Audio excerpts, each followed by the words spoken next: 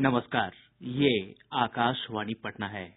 अब आप अभिषेक दास से प्रादेशिक समाचार सुनिए। राष्ट्र आज मना रहा है 70वां गणतंत्र दिवस। राष्ट्रपति रामनाथ कोविंद ने नई दिल्ली में राजपथ पर फहराया तिरंगा।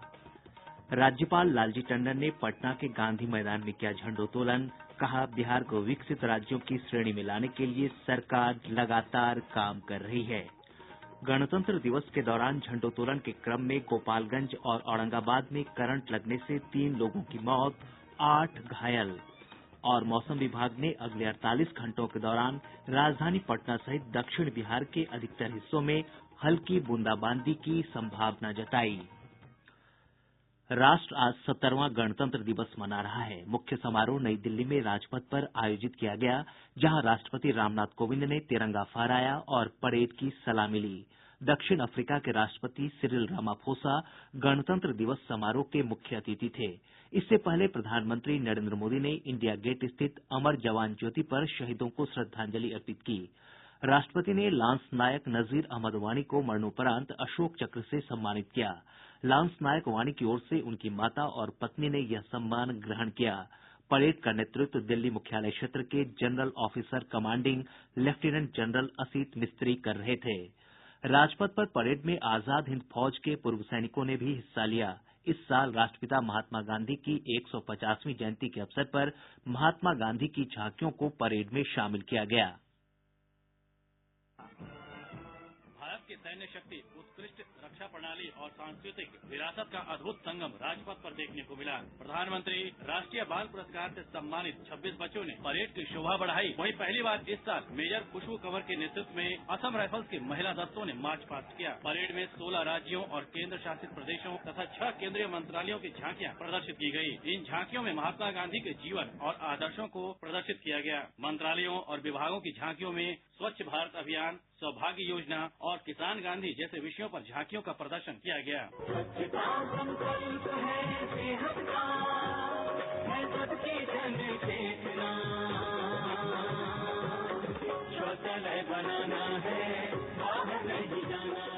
गांव-गांव, घर-घर बिजली आई तो जिंदगी बदल गई। चल आ गई बिजली रानी, बिजली रानी। वहीं भारतीय सेना के प्रमुख लड़ाकू टैंक T-90 भीष्म, पैदल सेना का लड़ाकू वाहन बाल्वे, मशीन पिकाते, K9, वज्र टी, आकाश शस्त्र प्रणाली समारोह के मुख्य आकर्षण थे। आगमन हो रहा है 9 वज्र टी के का। इसकी कमान संभाले हुए हैं 2 मध्यम रेजिमेंट रणोदम के कैप्टन देवांश भूटानी। कार्यक्रम के अंतिम चरण में भारतीय वायुसेना के लड़ाकू विमानों ने अपने अद्भुत करतब से दर्शकों का मन मोह लिया। Led by Group Captain Elvis Clinton Rodriguez. In the sky, Captain of the other two aircraft, Wing Commander Parminder Ansil and Wing Commander Arpit Kala. गणतंत्र दिवस समारोह का समापन राष्ट्रगान के साथ हुआ और फिर रंग बिरंगे गुब्बारे छोड़े गए। आनंद के साथ मैं दीपेंद्र कुमार, आकाशवाणी समाचार, दिल्ली।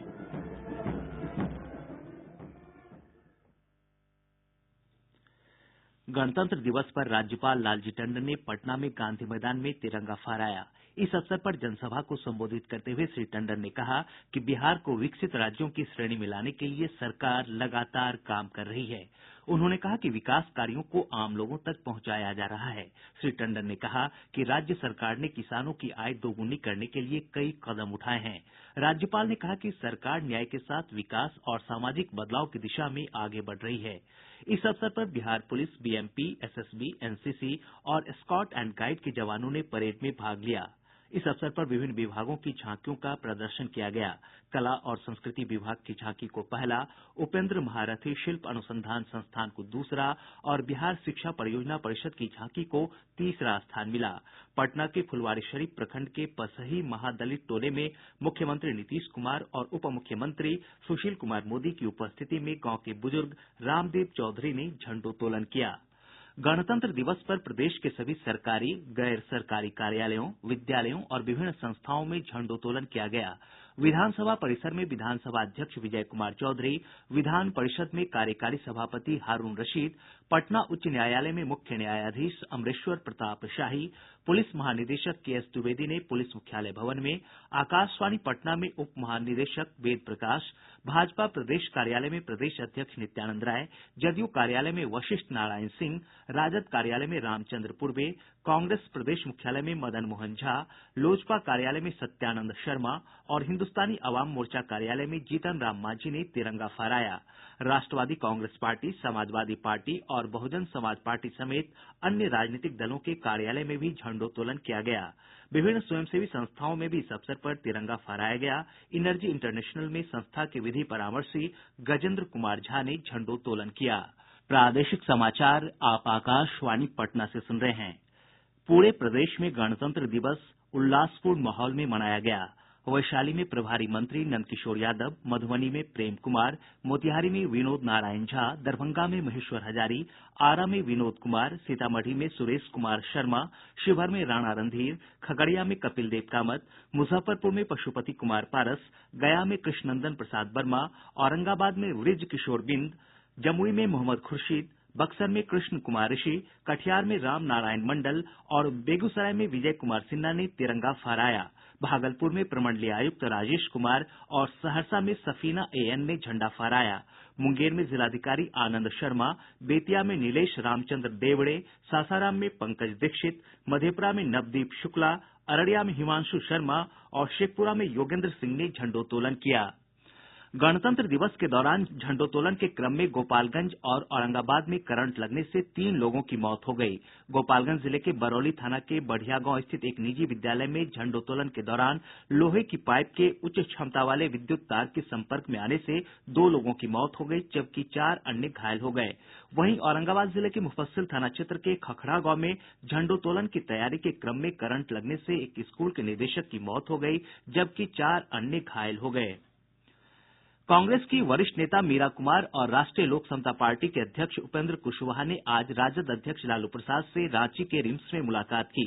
इस दौरान लोकसभा चुनाव को लेकर विचार विमर्श किया गया। सूत्रों ने बताया कि जल्द ही महागठबंधन के घटक दलों के बीच सीटों के बंटवारे को लेकर घोषणा हो जाएगी। खगड़िया के पूर्व विधायक राम बहादुर आजाद का आज निधन हो गया। वे 98 वर्ष के थे। उनके निधन पर मुख्यमंत्री नीतीश कुमार, विधानसभा अध्यक्ष विजय कुमार चौधरी, विधान परिषद के कार्यकारी सभापति हारूण रशीद, उप मुख्यमंत्री सुशील कुमार मोदी और नेता प्रतिपक्ष तेजस्वी प्रसाद यादव ने गहरी संवेदना जताई है। मौसम विभाग ने अगले 48 घंटों के दौरान राजधानी पटना सहित दक्षिण बिहार के अधिकतर हिस्सों में हल्की बूंदाबांदी की संभावना जताई है। इस दौरान कहीं कहीं ओलावृष्टि भी हो सकती है। वहीं शेष हिस्सों में सुबह के समय हल्का कुहासा छाया रहेगा। इधर आज भी पटना, गया, नालंदा, अरवल और जहानाबाद जिले में कई हिस्सों में हल्की बूंदाबांदी हुई। पिछले 24 घंटों के दौरान त्रिवेणी वाल्मीकि में सबसे अधिक 16.2 मिलीमीटर बारिश रिकॉर्ड की गयी। वहीं 7.2 डिग्री सेल्सियस न्यूनतम तापमान के साथ सबौर प्रदेश का सबसे ठंडा स्थान रहा। शेखपुरा सदर अस्पताल में आज से ब्लड बैंक और आईसीयू की सेवा शुरू हो गई है। जिलाधिकारी योगेंद्र सिंह ने दोनों सेवाओं की विधिवत शुरूआत की। गया जिले के आमस थाना क्षेत्र के राष्ट्रीय राजमार्ग संख्या 2 पर टोल प्लाजा के पास नारकोटिक्स विभाग की टीम ने एक ट्रक से 2.5 क्विंटल गांजा के साथ 2 तस्करों को गिरफ्तार किया है। बरामद गांजे की कीमत लगभग 37.5 लाख रुपए बताई जाती है। इधर गोपालगंज जिले के धामापाकर गांव से उत्पाद विभाग की टीम ने लगभग 4000 बोतल शराब बरामद की है। और अब अंत में मुख्य समाचार। राष्ट्र आज मना रहा है 70वां गणतंत्र दिवस। राष्ट्रपति रामनाथ कोविंद ने नई दिल्ली में राजपथ पर फहराया तिरंगा। राज्यपाल लालजी टंडन ने पटना के गांधी मैदान में किया झंडोत्तोलन। कहा, बिहार को विकसित राज्यों की श्रेणी में लाने के लिए सरकार लगातार काम कर रही है। गणतंत्र दिवस के दौरान झंडोत्तोलन के क्रम में गोपालगंज और औरंगाबाद में करंट लगने से 3 लोगों की मौत, 8 घायल। और मौसम विभाग ने अगले 48 घंटों के दौरान राजधानी पटना सहित दक्षिण बिहार के अधिकतर हिस्सों में हल्की बूंदाबांदी की जताई संभावना। इसके साथ ही आकाशवाणी पटना से प्रसारित प्रादेशिक समाचार का ये अंक समाप्त हुआ।